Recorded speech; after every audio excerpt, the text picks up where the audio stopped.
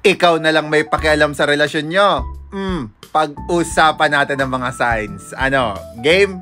Tara, let's start! Alam mong ikaw na lang ang may pakialam sa relasyon nyo kung ikaw na lang ang gumagawa ng lahat. Yung pati yung kalokohan niya, ikaw na rin ang nagsosorry. Sign number 1, texting symptoms.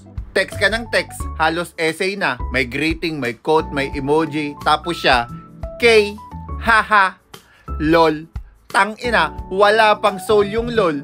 Lahat small letter. Minsan nga, nag-text ka ng, I miss you. Ang reply sa'yo, okay. Putek, okay. Parang nagpa-deliver ka lang sa LBC. Sign number 2, ikaw lang ang nag-effort. Ikaw, nag-aalala kung kumain na siya. Tapos, siya, hindi man lang makatanong kung buhay ka pa. Ikaw, may alarm para sa Mansari. Siya, may alarm para sa ML rewards. Sign number 3, pagkita, set up. Tinatanong mo siya, gusto mo ba magkita? Siya, tinatamad ako next time na lang. Pero pag tropa niya ang nagyaya, biglang nakaligo, biglang naka-online, biglang may energy, biglang parang may energy drink sa kaluluwa. Sign number 4, ikaw ang planner, siya ang guest.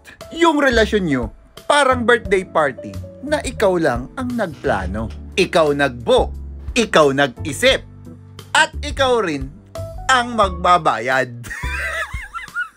Tapos siya, wow, ang galing mo talaga, babe.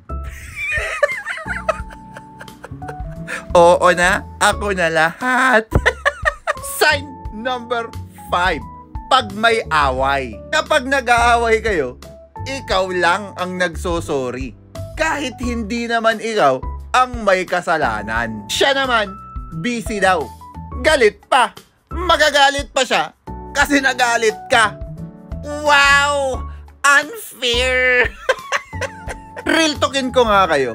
Kung lahat ng effort galing sa'yo, kung lahat ng tiwala galing sa'yo, at kung lahat ng pag-unawa sa'yo rin, hindi love yan. Ang tawag dyan, labor. Hindi relasyon yan. Solo project yan. So, ang masasabi ko, kung ikaw lang ang may pakialam sa relasyon mo, maybe you should care about yourself more. Because love should feel like a partnership, not a one-person team with an absent co-pilot. Diba? Peace out.